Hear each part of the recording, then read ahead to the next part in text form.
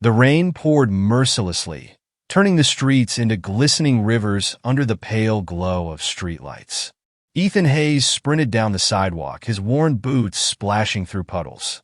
He wasn't running to escape the rain. He was running toward the chaos ahead. A car had spun out of control on the slick road, crashing violently into a tree at the edge of a ravine. The sound of crunching metal still echoed in his ears as he reached the scene. The vehicle teetered dangerously, its front wheels barely gripping the muddy edge. Inside, a woman sat frozen, her face pale and her hands clutching the steering wheel. Ethan shouted, "Hey, don't move. I'll get you out." He grabbed a tire iron from the back of the car and smashed the window. Rain mixed with gasoline as it pooled inside the car, the air thick with danger. "Take my hand," he urged, his voice cutting through the roar of the storm. The woman hesitated, tears streaming down her face, but finally she reached out. With a burst of strength, Ethan pulled her free just as the car gave way, tumbling into the ravine below. They collapsed together on the wet ground, gasping for breath. She looked up at him, her voice trembling. "You saved my life." Ethan shook his head. "I just did what anyone would have done." The woman, who later introduced herself as Lena Cross, would soon upend Ethan's life in ways he couldn't imagine. The next morning, as Ethan returned to the garage where he worked, he could barely shake the night's events. His co-workers teased him for his soaked clothes and tired eyes, but he shrugged it off. "Just another night," he muttered. Yet, as he turned to his workbench, a sleek black car pulled up outside. Lena stepped out, her heels clicking against the pavement as she approached. The noise in the garage died down instantly. Her presence commanded attention. "Ethan Hayes," she said, her voice firm but warm. He wiped his hands on a rag, feeling out of place. "That's me. Something wrong with your car?" "No," she replied, holding out a business card. "But I owe you. If you ever need anything, call me." Ethan hesitated, pocketing the card as she left. He didn't think much of it. What could someone like her possibly want from someone like him? Days later, he found out. 3 days later, Ethan stood at the garage, wiping his hands after a long day of work, when a courier handed him a sleek envelope embossed with a gold emblem. He opened it to find an invitation, his name written in bold, elegant script. It was an invitation to meet Lena at her office in the heart of the city. Ethan wasn't sure what to think. This kind of thing didn't happen to people like him. He spent the rest of the day debating whether to go, but finally decided there was no harm in hearing her out. The next morning, he stood outside a towering skyscraper that gleamed in the sunlight. Dressed in his best, though still slightly scruffy, clothes, he entered the building. The lobby was intimidating, with polished marble floors and suits bustling in every direction. A receptionist guided him to the top floor, where Lena's office overlooked the sprawling city skyline.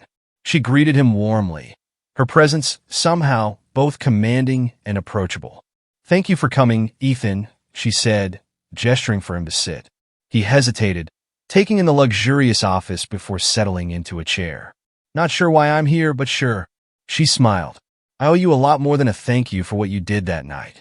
But this isn't just about gratitude. I saw something in you, something rare. You didn't hesitate to risk your life for a stranger. That kind of character is invaluable, especially in a world like this." Ethan shifted uncomfortably. "I'm just a mechanic, Ms. Cross." "Call me Lena," she corrected. "And you're not just anything. I want to offer you an opportunity, a job, working directly with me. I think you're capable of far more than you realize." Her words caught him off guard. "A job?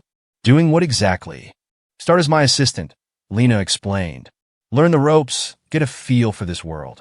You have potential, Ethan, and I want to help you unlock it." The idea seemed absurd. Ethan had spent his life under the hoods of cars, not navigating the corporate jungle. Yet, something in her tone, earnest and confident, made him consider it. After a long pause, he nodded. "All right, I'll give it a shot." Ethan's first week at Cross Enterprises was a whirlwind. He'd traded grease-streaked overalls for stiff suits, and the transition was anything but smooth. The towering office walls seemed to mock him as he stumbled through his duties. Lena was patient, guiding him through meetings, schedules, and decisions that felt light years beyond his expertise. But not everyone welcomed him. Whispers followed him through the halls, murmurs of favoritism and doubt. "Just another charity case," one senior executive sneered as Ethan passed by. The tension boiled over during a meeting where Ethan presented a project idea. Mark Talbot, a high-ranking manager known for his sharp tongue, interrupted with a laugh. "This is amateur hour. Why are we wasting time on this?" Ethan froze, his confidence crumbling under the weight of the criticism. But as his eyes met Lena's across the table, her calm nod bolstered him. Taking a deep breath, he pushed forward, speaking with the passion and practicality he'd honed as a mechanic. When he finished, the room was silent. Then slowly, heads began to nod. Even Lena smiled, her pride evident. For the first time, Ethan felt like he belonged, not because of where he came from, but because of what he brought to the table. As weeks turned into months, Ethan adapted. His ideas saved the company money, and even his harshest critics couldn't deny his growing value. Lena remained his steadfast mentor, their bond deepening with late-night brainstorming sessions and candid conversations. Yet, success brought complications. Rumors swirled about their relationship, whispers that Lena's support went beyond professional. Ethan tried to ignore the gossip, but it gnawed at him. He didn't want his achievements overshadowed by baseless assumptions. One evening, as the sun dipped below the horizon, he found himself alone with Lena in her office. "Why are you doing this for me?" he asked, his voice low. She looked at him, her gaze steady. "Because you deserve it. And because you remind me of what integrity looks like, something this world desperately needs." Her words reassured him, but the challenges were far from over. The day everything nearly unraveled started like any other. Ethan arrived to find the office buzzing with tension. Fake documents had surfaced, implicating him in financial misconduct. An anonymous tip had triggered an investigation, and the accusations hit him like a gut punch. In a sterile conference room, he faced a panel of stern executives. "These are serious allegations, Mr. Hayes," one of them said gravely. Ethan's voice trembled. "I didn't do this. I swear." Lena stepped in, her tone firm. "I trust Ethan completely. We'll get to the bottom of this." True to her word, she and her assistant worked tirelessly. Within days, the trail led back to Mark Talbot, whose bitterness had driven him to sabotage Ethan. The truth came to light, clearing Ethan's name, but the ordeal left scars. "I can't keep fighting these battles," Ethan admitted to Lena afterward. "You don't have to prove anything to them," she said gently. "Just to yourself." Her words stayed with him. Ethan's journey wasn't just about success. It was about resilience, integrity, and finding his place in a world that seemed out of reach. And as he stood in Lena's office one evening, looking out over the city, he realized something. The man who had pulled her from the wreckage that stormy night was still in him. But now, he was stronger, more determined, and ready for whatever came next. Ethan's transformation was undeniable. The once timid mechanic who walked into Cross Enterprises now stood with confidence, shoulders back, eyes steady. He had proven himself time and again, silencing doubters with results that spoke louder than words. But success, as he had learned, was a double-edged sword. Though Mark Talbot had been dealt with, the corporate world was a constant battlefield, and Ethan still faced resistance from those who saw him as an outsider. Each challenge only fueled his determination, but it also weighed on him. His nights grew longer, and the demands of his new life left little time for anything else. One evening, Lena invited him to a charity gala hosted by Cross Enterprises. It was a dazzling event with crystal chandeliers, flowing gowns, and tuxedos as far as the eye could see. Ethan, dressed in a tailored suit Lena had insisted he wear, felt out of place among the city's elite. He wasn't here to fit in, though. He was here to represent the company. As the night wore on, Ethan noticed Lena moving through the crowd with her usual grace, effortlessly commanding attention. She made her way to him, holding 2 glasses of champagne. "Enjoying yourself?" she asked, a hint of amusement in her voice. "I feel like a fish out of water," he admitted, taking the glass. "But I'm surviving." Lena chuckled. You're doing more than surviving, Ethan. Look around. People are starting to notice you, not just as my assistant, but as someone who belongs. Her words were encouraging, but Ethan couldn't shake the feeling that not everyone was on his side. As he scanned the room, he caught sight of a group of executives huddled together, their glances toward him anything but subtle. Among them was a man he didn't recognize, tall, with sharp features and an air of authority. "Who's that?" Ethan asked, nodding toward the man. Lena followed his gaze, her expression tightening. "That's Victor Crane. He's been eyeing a merger with Cross Enterprises for years.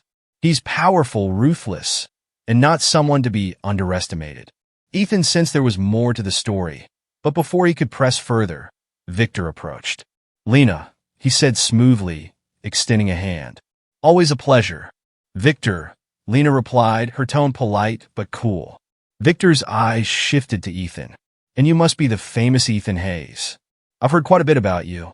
Ethan extended a hand, meeting Victor's grip firmly. "Good things, I hope?" Victor's smile didn't reach his eyes. "Let's just say intriguing things." With that, he excused himself, leaving Ethan with a lingering sense of unease. The encounter with Victor marked the beginning of a new chapter in Ethan's journey. Weeks later, whispers of an impending hostile takeover filled the office. Victor Crane was making moves, and Lena was in his crosshairs.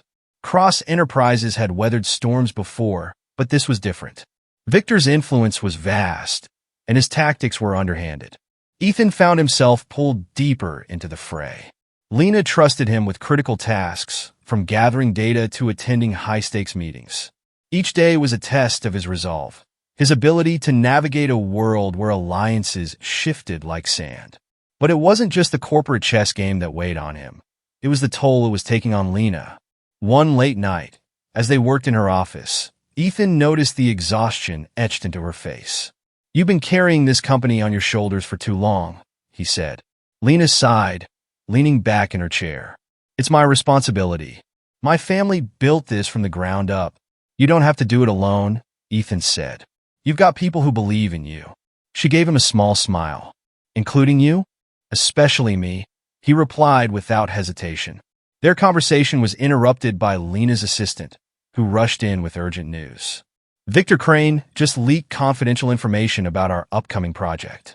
It's all over the news." Lena's expression darkened. "That's a direct attack." Ethan clenched his fists. "How do we fight back?" "We outsmart him," Lena said, determination replacing her fatigue. "And we make sure he knows we're not going down without a fight." The next few weeks were a whirlwind of strategy and counter-strategy. Ethan found himself stepping into roles he never imagined, negotiating with stakeholders, analyzing data, and even leading a team to secure key partnerships. Lena's mentorship was invaluable, but she also gave him room to prove himself. The turning point came during a crucial board meeting. Victor Crane had managed to sway several members to his side, and the atmosphere was tense. Ethan sat beside Lena, his heart pounding as the debate grew heated. When it was his turn to speak, Ethan stood, drawing on every ounce of courage he had. "I know I'm not what you'd expect in this room," he began. "I didn't come from money or power, and I don't have years of corporate experience. But what I do have is a perspective you can't buy, a perspective grounded in hard work and problem solving." He outlined a plan, using insights from his time as a mechanic to propose innovative solutions that would not only save the company money, but also position it for long-term success. By the time he finished, the room was silent. One by one, the board members nodded their agreement. Even Victor couldn't hide his frustration as he realized the tide had turned. Lena smiled proudly. "Well said, Ethan." With the takeover thwarted and Cross Enterprises stronger than ever, Ethan found himself at a crossroads. Lena offered him a permanent leadership position, a chance to continue climbing the corporate ladder. But as he stood in her office, looking out at the city, he felt a tug towards something else. "I've learned so much here," he told Lena, "but I think it's time I take what I've gained and build something of my own." Lena nodded, her respect evident. "Whatever you do, Ethan, I know you'll succeed." Ethan left Cross Enterprises with a sense of purpose, ready to forge his own path. His journey had been anything but easy, but it had shaped him into someone capable of facing whatever came next.